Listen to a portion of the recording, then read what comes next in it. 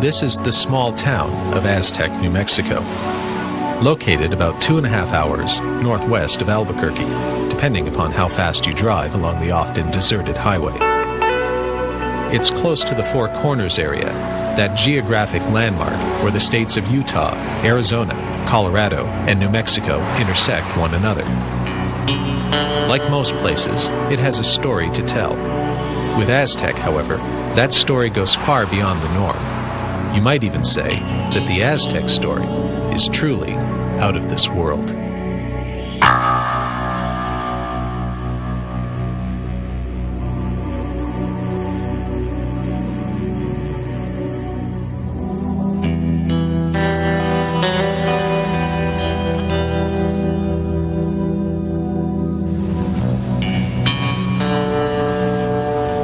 These days, if you told a friend that you were off to New Mexico to visit the site of an alleged flying saucer crash, that friend would probably assume you were headed to Roswell. For the past 3 decades or so, this has been a pretty safe assumption, as the Roswell incident has become an integral part of American pop culture. But travel back in time to the late 1940s and early 1950s, and your friend would have assumed that you had a different destination in mind. Because long before Roswell became the most famous UFO incident, there was Aztec, the first of the crashed flying saucer stories. The gist of the Aztec tale is that in 1948, a flying saucer complete with anywhere from 14 to 18 bodies crashed in Aztec, New Mexico, and recovered under cover of high secrecy by the US military. And in various formats and permutations, the tale's been circulated for the last 50 years. Some people consider it to be an outright hoax. Some people are sitting on the fence. Other people consider it to be genuine. Some people consider it maybe it's a genuine incident, but it occurred somewhere else. The timeline of Aztec would be a report from the oil field workers a little after 5 a.m. on March 25th, 1948. Basically, the first report came in as a large brush fire on a mesa off of Hart Canyon Road. As the oil field workers got out there, they discovered a large disc, approximately 100 feet in diameter, sitting on top of a mesa. That had nothing to do with the brush fire, but because of the oil drip tanks out there at that time, people from El Paso Oil Company were notified that they should get out there to investigate the fire and any subsequent danger it could pose. Upon getting out there, they noticed a large disc on the mesa. The military showed up later that day, late lunchtime, early afternoon. The one local law enforcement officer had warned the locals that the military would be there eventually, that they had been notified. Aztec is a fascinating case because it was the original, if you will, crash flying saucer story. And it surfaced first in 1949 in columns written by Frank Scully in the Daily Variety. It ultimately led to a best-selling book that Scully wrote, and I think it sold something on the order of 60,000 copies in 1950 in hardcover, and then it went on to 12 editions overseas, and on and on and on. I mean, it was remarkable how successful it was. It's obvious he struck some kind of real chord. It was also total nonsense, and Scully was either one of these fellows who knew enough not to ask questions he didn't want to hear the answers to, or he was genuinely duped by a fellow named Silas Newton and a sidekick of his named Leo Gebauer, who became known as Dr. G in Scully's book. In Frank Scully's book, Behind the Flying Saucers, which came out in 1950, he tells the Aztec story as told to him by Silas Newton and Leo Gebauer. Silas Newton and Leo Gebauer then introduced Frank Scully to at least 8 scientists that allegedly worked on the Aztec crash. Frank Scully took these 8 people and molded them into one Dr. G. The skeptics like to attack the story if they haven't researched it and say that Dr. G was Leo Gebauer. Leo Gebauer was no more a scientist than anybody. He was an electrical engineer that worked with Silas Newton. More of a glorified electrician more than electrical engineer. Frank Scully in his book plainly states that Dr. G is up to 8 scientists that worked on the recovered UFO at Aztec? Essentially, these two guys were con men who were in the process of trying to peddle a doodle bug, which is an oil and gas industry tag for a device that will find oil and gas, but of course doesn't. And in his case, it was a machine that not only found oil and gas, but gold and water and pretty much anything the Mark was interested in finding. And on top of that, Gebauer had invented something similar, which also supposedly could assess the health of a person. So this was sort of an all-in-one, do-it-all kind of thing. But what they did, which was unusual and made their little bit unique, was that they claimed that their doodle bug was better than anybody else's because it was using technology that had been taken from the flying saucer that allegedly crashed near Aztec.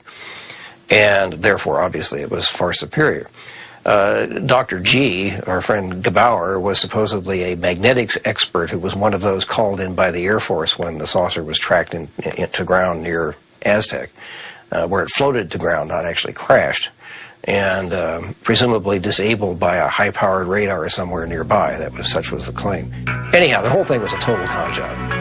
And it was quickly recognized as such and then really exposed in detail in 1952 by J.P. Kahn, who was an investigative reporter. I think he was with the San Francisco Examiner, if I'm not mistaken.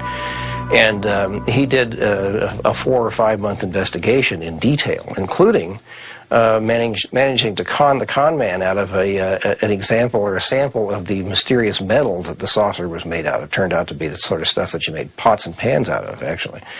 But, he was a very, very, very sharp reporter who did a really good job. And True Magazine published his article in 1952 exposing these guys. And this led to the district attorney in Denver, Colorado, prosecuting Newton and Gebauer for fraud and various other sorts of associated charges. Anyway, they were convicted in December of 1952. And basically the whole notion of crash flying saucers went away. And people who take flying saucers, UFOs, seriously for decades wouldn't touch anything like that with a 10-foot pole until Roswell came along. I think where some of the skeptics attack the Aztec story is why would 1, 2, or up to 8 scientists confide with Frank Scully? And that's an important question. But you have to look at who Frank Scully was back then. You have to look at how the media operated back then. We didn't have CNN, we didn't have national network TV. You had a very tight group of journalists, the Dorothy Kilgallons, the Walter Winchells, the Frank Scullys that, quite frankly, were the most credible people of their day in journalism. And that would probably be an automatic person that you would go to break a story like that. The other thing, if you read Frank Scully's writings, the scientists that approached him did not think that was going to be a secret for a long time. They thought that story would break within a year. They were giving Frank Scully a little advance on the Aztec incident. The first UFO-related documentary I made was a biography of legendary Roswell investigator Stanton T. Friedman. If the Aztec incident has a Friedman, that is to say, someone with respected professional credentials who has chosen to undertake a search for the truth about the UFO phenomenon, it is this man, Scott Ramsey, a successful businessman from North Carolina. Frank Scully might have broken the Aztec story, but it is Ramsey who has rescued the tale from obscurity and who has challenged, after years of research, the long-held view that the whole thing was simply a hoax.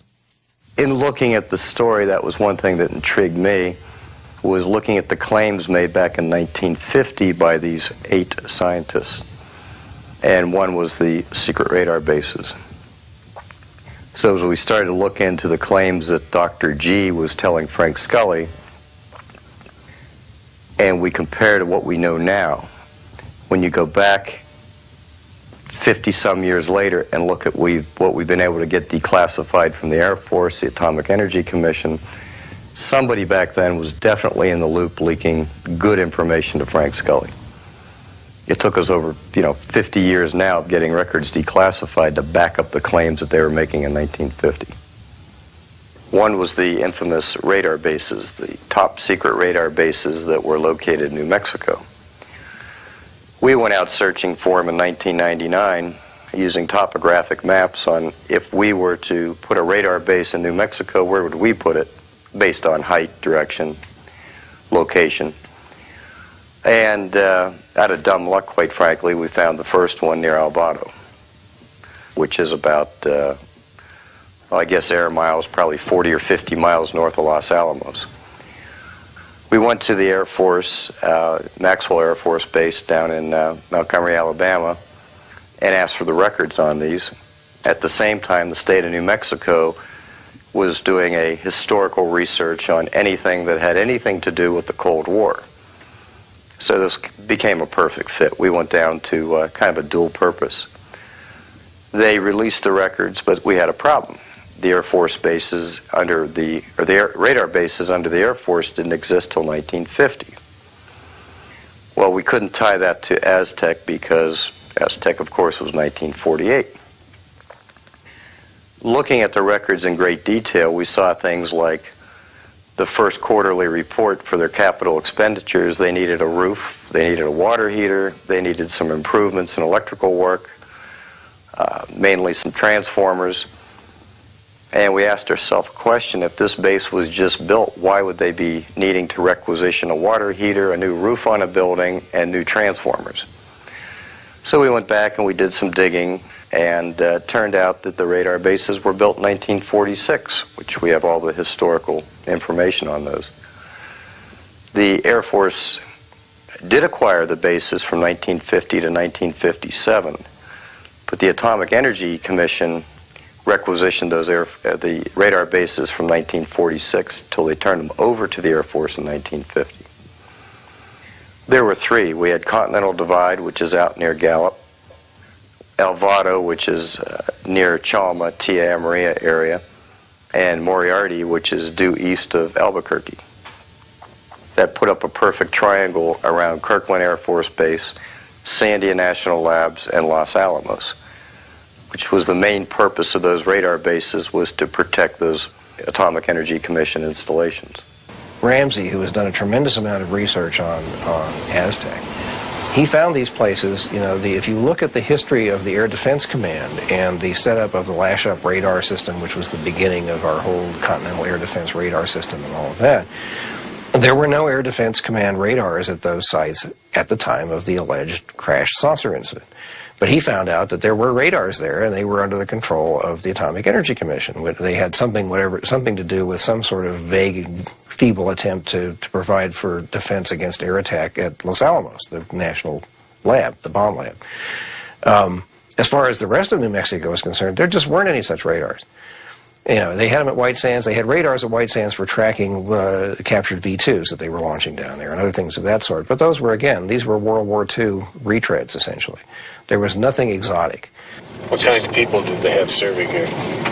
Because it looks like a short straw kind of gig for me. Yeah, that's what I thought when I first saw it. I thought, my God, you really had to do something wrong to get here. But boy, you look at the reports, these guys were the cream of the crop.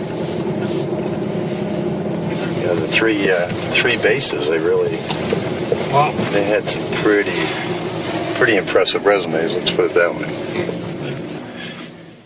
We looked into the type of radar that they were using at these three installations, and especially Alvada had a very, very powerful radar. It was an experimental radar for the U.S. Navy. It was a high microwave, which all radars are. They all work on some form of signal microwave. This one was extremely powerful, and we even have the manuals telling the operators the do's and don'ts if aircraft were in the area. Keeping in mind that was a restricted airspace back in those days. This is the old power generation building. They had 5 diesel generators in here. They would pump the kerosene, the diesel fuel in here through the pump station, the pump house right there. And this was backup. These radar units took a lot of electricity to run. And these were backups. You can see from the slabs here there were 5. Then all the switch gear and all the cabling that would drop down and go over to the bunker next door. So that's the bunker over there, is it? That's the main radar. Let's go take a look at that. Sure.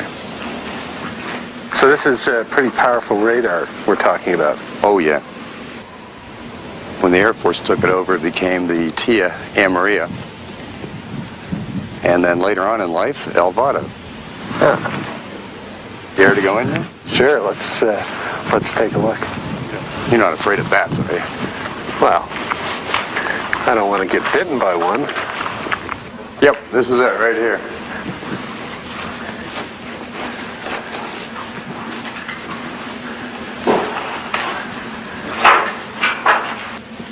Probably won't want to go back in there. Probably not. I guarantee you don't. And so people speculate that the radar here was powerful enough to interfere somehow with an alien spacecraft. That's a theory. And might have brought it down. Mm-hmm. And they would have had similar radar stations, I assume, down by Roswell. They had one in Corona, and if you read the historical reports we were going through last night, they also had one down at Walker, which was Roswell. Right. Coincidence? Yeah, maybe, huh? If these guys came flying across millions upon millions of miles of space, if they flew from, or billions, if they came from another star and a planet around another star, is it likely that they wouldn't be shielded against the kind of feeble radiation that would be coming out of our radar sets? I mean, how likely is it that they would have forgotten about that particular part of the spectrum? And then they get here and they get shot out of the sky. And people are saying, oh, they're dropping out of the skies. What is all this business? How could a sophisticated craft from far away crash? You know, we had 2 shuttles go, too. Very sophisticated craft. I think they may have run into the unexpected, whether it was a radar beam or all kinds of other things. Accidents happen. That's the way it is. And I think if you look at the mothership descriptions, these huge monster UFOs, if you will, which are seen to have little ones going in and out of them, one big vehicle could carry a whole bunch of these little vehicles. And if they lose one, they lose one. Okay. Explorers, Magellan didn't make it around the planet. His ship made it. He didn't make it. I think that Scott Ramsey has been a forerunner in this and has done some excellent research. When he started, there were a lot more skeptics than there are today. There were a lot of people who said they were crazy, that this was just a scam, there was nothing to it. And he's proved that there were radar sites, secret radar bases that were sending out microwave rays, microwave beams that could have knocked a flying saucer out of the sky and caused it to crash land north of Aztec. And he's proved that fact. So that gives it a little bit more of a validity to me, that there's some truth to these theories when you start getting the government documents in your hand. Another intriguing fact is that the FBI file on Leo Jabauer, which has been declassified, the entire file runs to 400 pages, of which only 200 have been declassified. And many of the documents contained within the withheld material are classified for reasons affecting national security and the defence of the USA. Now, it's one thing for someone to be arrested and convicted for scams and cons and things like this, but it's a big leap for someone to be a con artist, then to find that the FBI considers them a threat to national security. And so this sort of begs the question, do the withheld documents contain far more on the Aztec case than has been published and put into the public domain by the FBI? I think the fact that those files are still classified might be the result of 2 quite different things. One is that they really were involved in some stuff and had some information that for whatever reason they agreed not to talk about, but the FBI pressured them and so forth. That's certainly a possibility. Another is the general FBI attitude, the old J. Edgar Hoover attitude about keeping track of people and getting files and, having power over them. And I don't know which it was. Newton was sharp, no question about that. Whether he stumbled across some things that he shouldn't have stumbled across, I don't know. A number of FBI documents make it very clear that the FBI and the Air Force at the time were following Newton and Jabara very, very closely, and were literally listening on their every word, were going out to conferences and lectures that both men were speaking at, and wanting to know what the truth was behind the Aztec case. Was it a genuine incident, or was it simply a concoction of these two enterprising con men? It's possible there's something in there that would bear on this and give us some answers, and maybe they would prefer, for reasons which may or may not be legitimate, to keep that quiet. Certainly we can't say, oh, this is real because these con men told this story. But because con men told the story about Aztec doesn't mean that there wasn't an Aztec story to be told. A genuine one, a legitimate one. You have to be real careful about this guilt by association, or genuineness by association for that matter.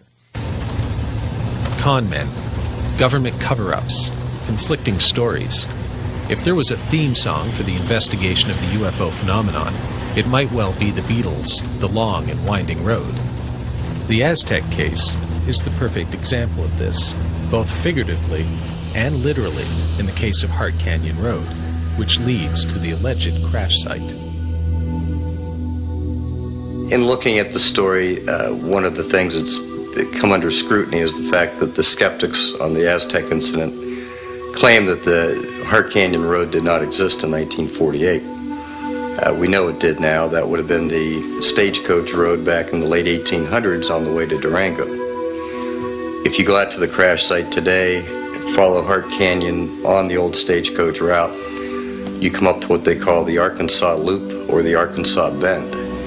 And on top of that plateau is a road cut through, allegedly by the military in 1948, to get the recovery equipment, the cranes and whatnot, down in there to retrieve the craft.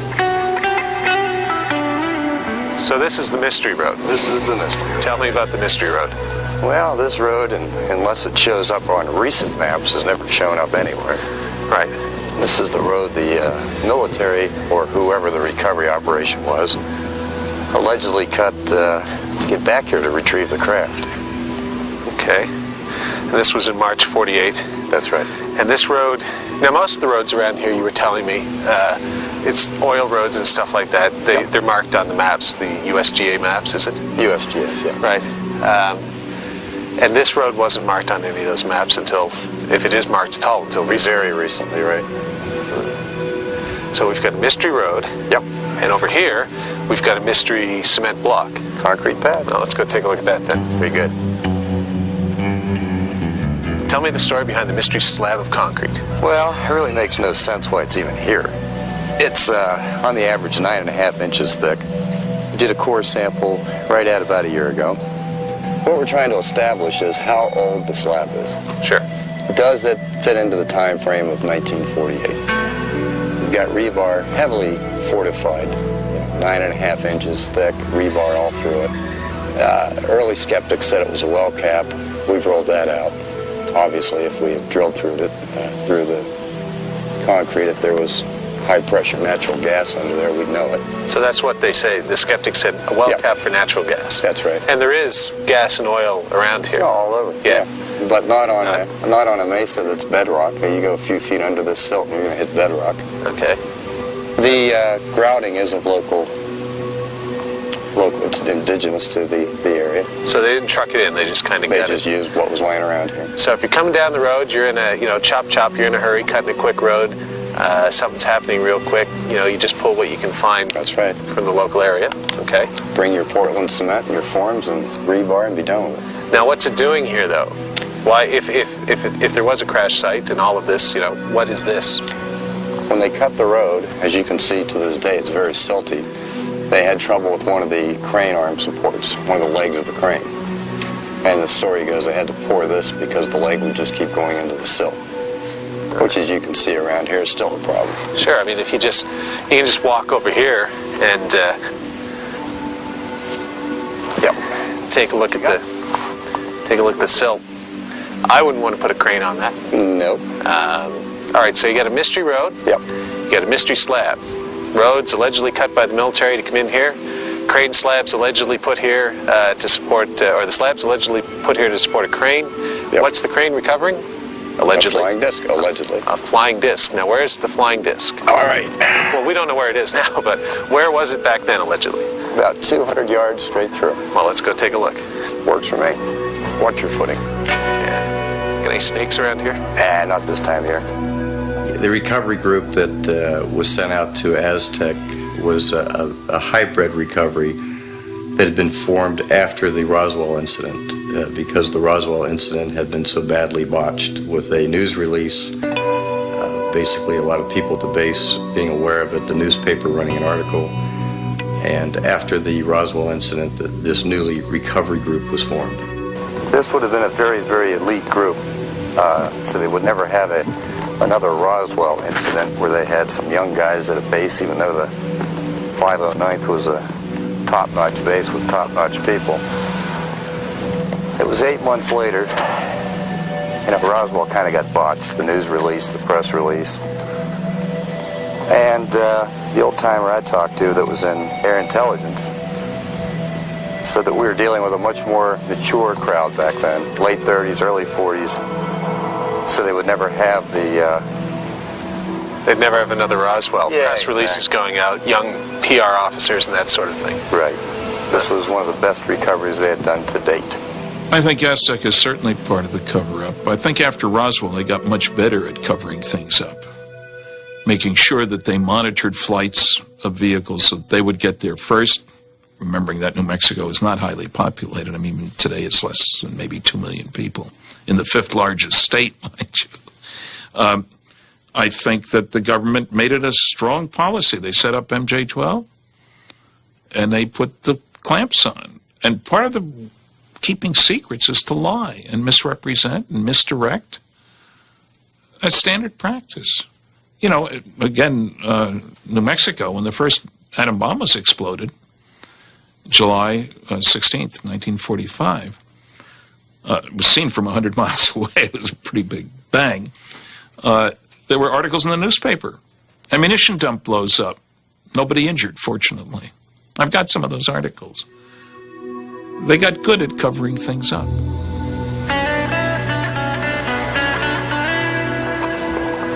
What we feel, based on all the reports, this would be the epicenter of the crash site right here. It was virtually intact. Right. So was it a soft landing? Was it a crash? We don't know. Now, there's a plaque over here. So this is a commemorative plaque of the alleged incident. Recovery at Hart Canyon. On or about this site on March 25th, 1948, the spacecraft of origins unknown crash-landed on this mesa. The 767th A&W radar base in nearby El Vado, New Mexico, tracked the errant landing to this site. A high-security recovery operation took approximately 2 weeks, with all remains being taken to Los Alamos, New Mexico, for scientific study and evaluation by some of the world's leading scientists. And Los Alamos is what, 2 hours from here? 2.5? Yeah, about 127 miles as the crow flies. Sure. The recovery of this craft by the U.S. government and military was one of the most secretive recoveries of spacecraft with origins unknown since the similar recovery in Roswell, New Mexico, 8 months earlier. Sadly, all occupants, as many as 16, died as the result of this crash, making full disclosure of both purpose and origination all but impossible. It was put here in 1999. 3 years after the symposium started. 1 year. Oh, right. Yeah, 1 year. 98 was the first year. Right. So this is it. Not much to look at, but No, not really. who knows what happened here.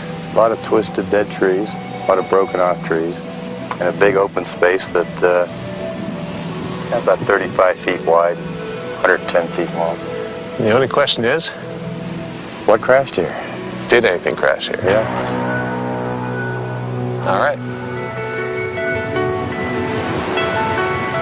I love visiting New Mexico, not just because I'm interested in the UFO phenomenon, but because its vast, empty spaces are so different, so alien, one might say, to my home, Halifax, Nova Scotia, a bustling cosmopolitan seaport on Canada's east coast.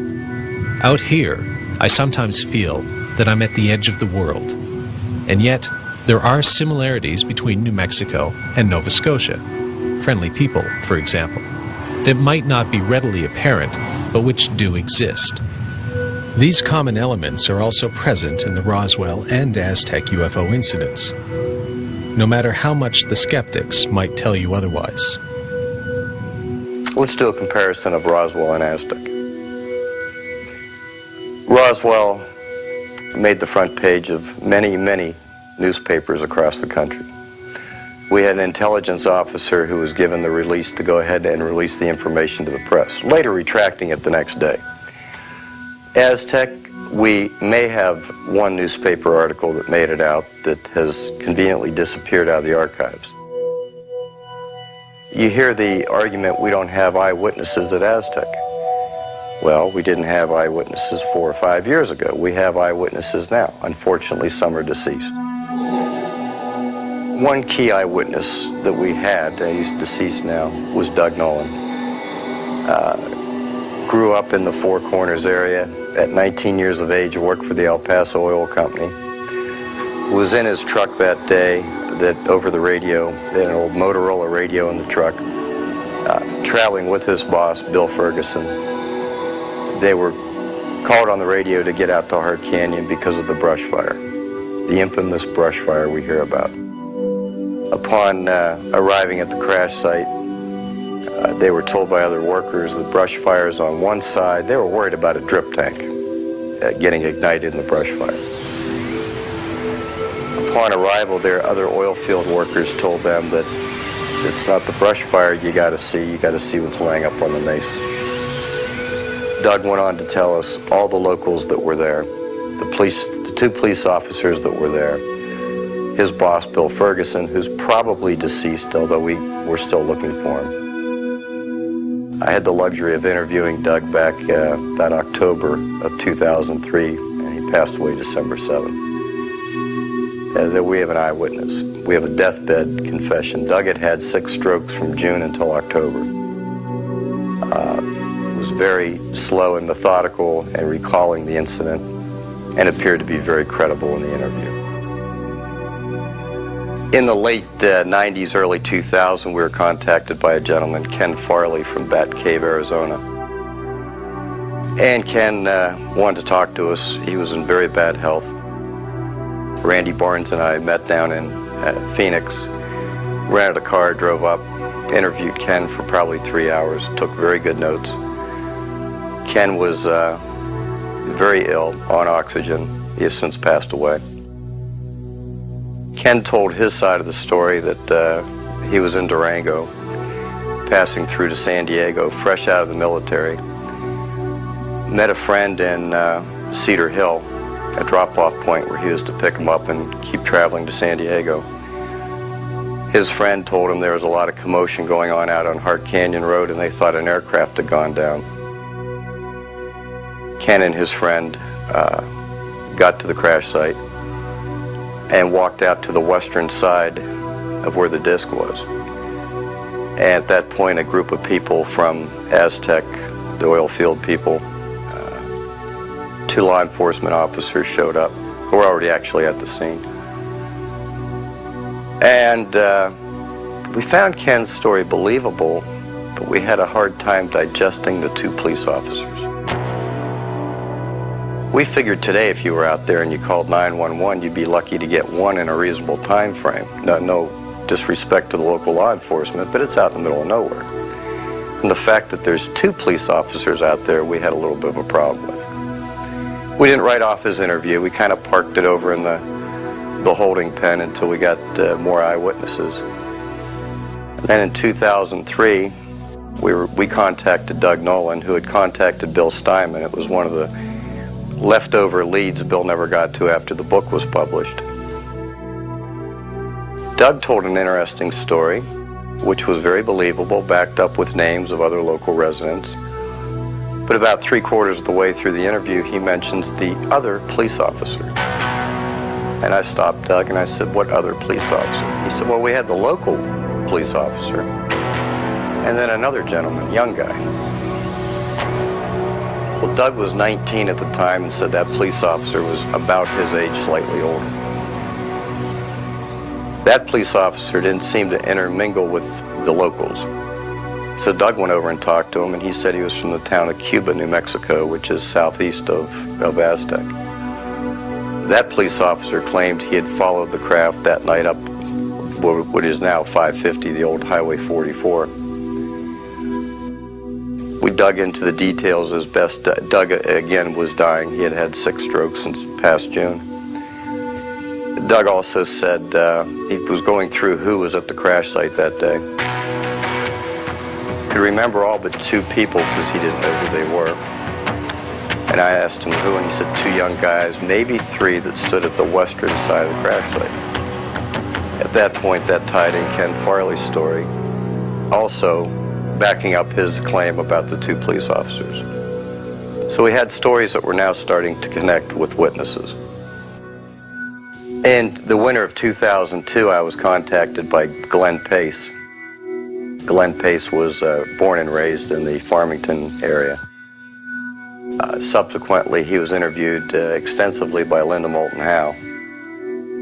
Told a very interesting story as a young man delivering papers a day or 2 after the Aztec crash. Back then, the local paper was called The Hustler. Since then, it's now the Farmington Daily Times. Glenn recalls delivering papers with an article on the cover of The Hustler referring to ranchers find disc on ranch in Hart Canyon Road. At that time, that is one of a few years of The Hustler, there is no archived microfiche on.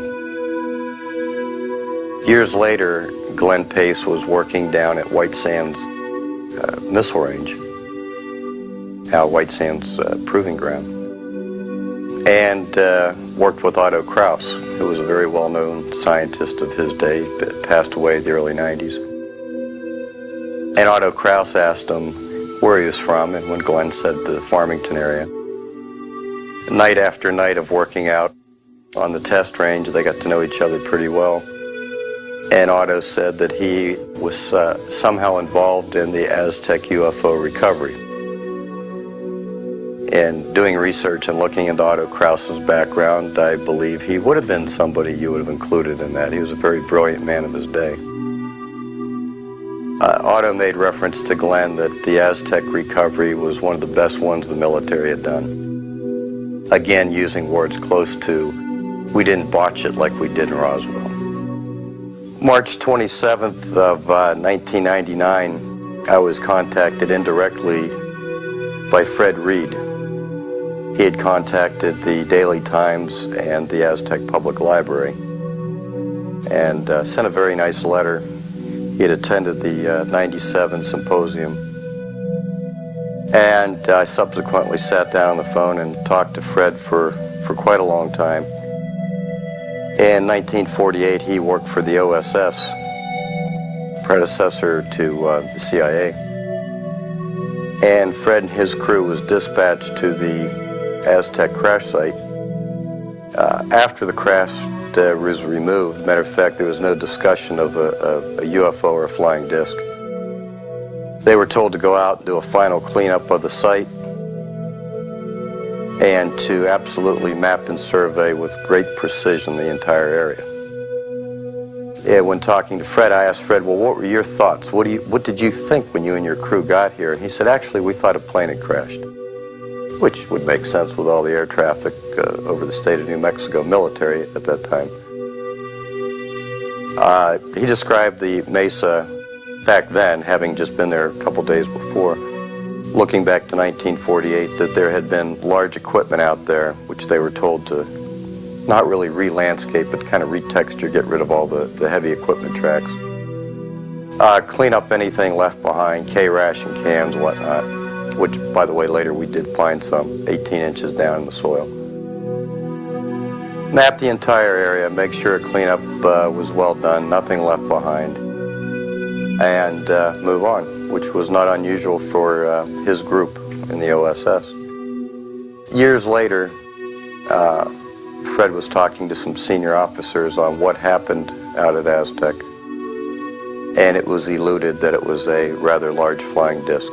They never came out and said that. It was a gentleman he befriended that was senior to him. But interesting, that's They were actually sent out to do a cleanup. And some of the interesting things that Fred enlightened us with, we've always had a question of the cut-in road, the mystery road, and the concrete slab. And Fred said in 1948 it was quite evident that that was a fresh cut road. And the concrete slab, which again was used to aid a crane leg, support leg, to get some object off the mesa. Fred and I have made a date to sit down and have lunch and go over his service records and kind of go into the story a little bit more. And unfortunately, he died of a massive heart attack about a month later. He died in March of that year. April of that year. A lot of skeptical people will come up to me and others and say things like, well, you know, do you really think that the government or any government could hide something as monumental as aliens for 50 years? You know, you give them too much credit. They're not that good. Our governments are not that smart. They can't keep a secret. You hear this all the time. I think that's utter nonsense. I think to ask this question betrays a real lack of understanding about how secrecy operates. For instance, to answer the question, can such a secret be kept? The true answer is yes and no. It's really both. It is yes, first of all, in the sense that secrecy protocols within the military in particular are extreme. Penalties are extreme. You sign away your constitutional rights in many cases when you are exposed to very, very sensitive classified information. And in many cases, this is binding for life. So it's not that easy to go talking about what you've experienced. But the answer, in a sense, is no, in the sense that leaks do occur. Leaks have always occurred regarding UFOs, right from the late 40s right on through to the present day. Stuff gets out. That is true. However, the real issue is if you're trying to manage this problem and you're trying to control the UFO problem, the real problem becomes not to slam that lid down 100% because that is impossible. The real issue, it seems to me, is to neutralize or make useless information that does come out. How do you do that? One of the good witnesses that we've located who wishes to remain anonymous is a gentleman that I divulged to you. And he was not at the crash site, but worked behind the scenes out of the Roswell Army Airfield. Basically, his job was to review personnel records of the up to 200 people that worked on the recovery, and to make sure that their personnel files would not reflect that they were at the crash site. In other words, making sure that if years down the road somebody made that claim, that they could show through their personnel files that they were nowhere near the area. Like the Jesse Marcel case of Roswell, this individual didn't find us, we found him. Apparently, a lot of the UFO reports that were not going to Blue Book, that were going to this Air Force intel, were going to him. And as luck would have it, when we found him, he was still alive and was up until a few months back. The skeptics maintain that this is all hooey, that you could never keep a flying saucer crash secret, that someone, whether on the recovery team or a civilian witness, would talk about something as big as Roswell or Aztec. But would they? And if they tried, who would really be listening? One of the most intriguing ones I investigated occurred in early 1964 and involved the recovery of a small triangular-shaped object from a Midlands forest. And in this particular case, I tracked down various witnesses who recalled seeing military cordons and police cordons turning people away from the area. One witness who stood out more than any other literally stumbled upon the recovery scene of this object, which was being loaded aboard a military transport vehicle. And he was treated quite roughly by the military, had his camera and film confiscated, and was warned not to talk about this incident. This was February 1964, and he spoke to me in September 1996. And when myself and a colleague went to interview him, he'd had this, just before we arrived, he'd had this rather bizarre and kind of threatening telephone call from the Ministry of Defence, ordering him as a civilian not to talk to us about this particular case. And it did put him off speaking. He was quite frightened by it all. And of course, we hear accounts like this very often within the UFO subject, and you need to investigate each one on its own merit. What we did, through various checks and things like this, we were able to determine that he had indeed received a telephone call from the Ministry of Defence, one specific branch called the Ministry of Defence Guard Service. Now, this man is now in his 70s, and he's just a retired washing machine repairer, living on his own in a small apartment, and he gets a phone call from the Ministry of Defence Police at 9 o'clock in the morning, warning him not to talk about an incident that he was involved in 40 years previously. Unfortunately, we were able to verify the incoming details of this telephone call to confirm that he did receive it. And so this kind of begs the question, what kind of incident could be of paramount importance to the British Ministry of Defence that 40 years after it occurred, someone is still keeping watch on the people who are involved in the case, to the extent that they're being told not to talk to civilian UFO researchers. And the fact that we arranged the interview by telephone, then that sort of brings up all sort of other scenarios about telephone monitoring operations to keep this story under wraps. And as sceptical as I was when I first got into the subject, even for me now, you know, I've had events and occurrences like this happen so many times that, you know, I believe there is a concerted effort on the part of a covert organisation buried incredibly well within the intelligence community to keep watch on the more sensitive and sensational aspects of the UFO subject. I think there really was a crash there. I think that Scott has gathered a lot of witnesses. I think we've got more to find. And of course, we're racing the undertaker and losing the race most of the time. Several important witnesses have died within the past year. I personally think that New Mexico would have been a prime target for any alien visitors. I mean, I make one assumption about all civilizations out there, as well as here for that matter, that they're concerned about their own survival and security. That seems to be a natural part of the development of any advanced civilization. Okay, that being the case, you have to keep tabs on the primitives in the neighborhood. But only close tabs, frequent visitations, detailed investigations, when they show signs of being able to bother you. At the end of World War II, there were 3 signs that soon these idiot earthlings, this primitive society whose major activity is tribal warfare, we don't look far to see that it's still that way, you don't need to look far for that, would be moving out, soon meaning 100 years, which on a cosmic timescale is nothing. The 3 signs were clearly nuclear weapons. You measure the radiation in the atmosphere, it's easy to find. V-2 rockets, which obviously weren't being used to carry mail back and forth between Germany and England, and powerful electronics, radar systems in particular, which suddenly appeared on this planet. It used to be AM radio, which sticks around the planet, and now suddenly you've got radar beams that go outside.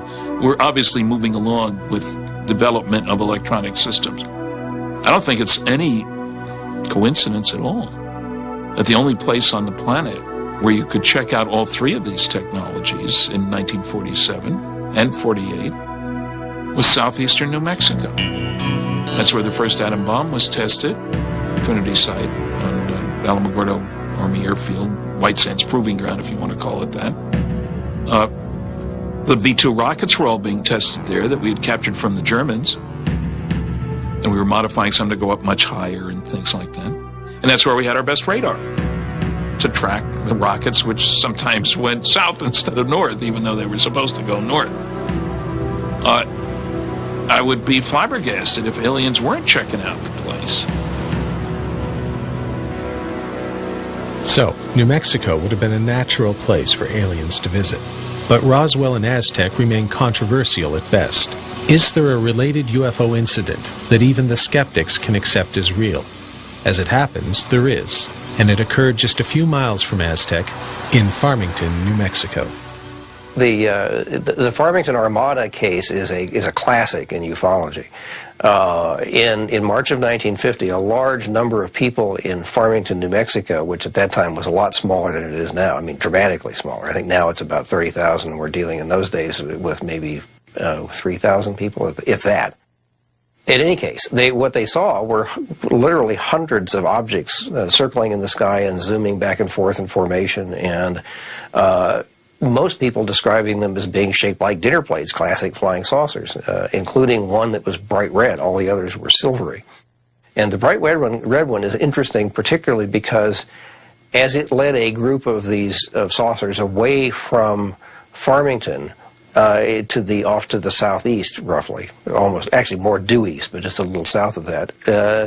A few minutes later, before any of this could hit the news wires or be on the radio anywhere, in Las Vegas, New Mexico, a group of postal workers were outside taking a break or something and looked up and saw a group of saucers whizzing over, and one of them was bright red. I think these people did see, indeed, who knows, was this a rendezvous point? Were they all dropping down from the mothership and then heading out to the 4 points of the compass, or what they were doing? I don't know. But I think they really did see something quite real. The Farmington Armada, which involved lots of people seeing lots of stuff up there, lots of vehicles, if you will. Half the town, I guess, saw these things. Dr. James E. McDonald did a detailed investigation, found loads of people who'd seen things. Maybe that was the gathering place. I don't know, Four Corners area there? Who knows why they were there? I mean, who knows why people picnic in a certain area? I don't know. And it may be a staging area.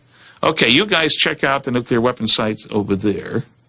And remember, pretty soon we were building testing nuclear weapons in Nevada, which is the other way from Farmington toward Roswell in the other direction.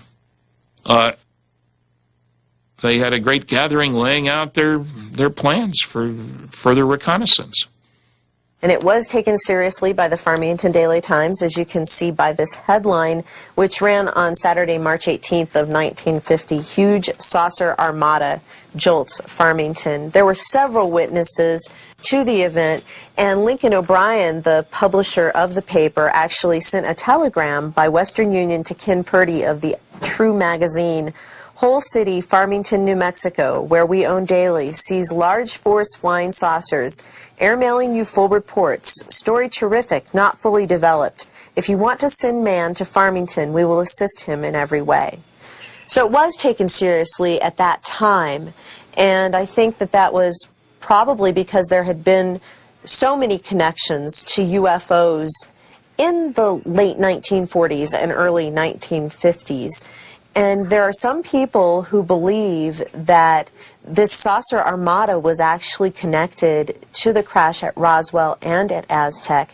We had the crash at Roswell in 47, the crash in Aztec in 48, and then the flyover in 1950. And several people believe that the saucers flew over in formation as a salute to their fallen comrades, because it did happen in March, the same month that the Aztec crash was reported to have happened. So, crash site here, we've already been up there. Saucers came in, which direction allegedly? The story says from that direction, from over Bloomfield, Blanco, came right through this tree line right here where all the trees are damaged and twisted. And came to rest right in here. Down in here. So there it is, the Aztec UFO incident, the first of the crashed flying saucer tales. But is it a fraud perpetrated by a couple of clever con men on an unwitting journalist? Or is it part of the greatest of all government conspiracies? The truth, as so often seems to be the case in the UFO field, remains a mystery. It is up to you to judge the evidence. I'll give the final word, however, to Scott Ramsey, the man most responsible for bringing that evidence to light once again.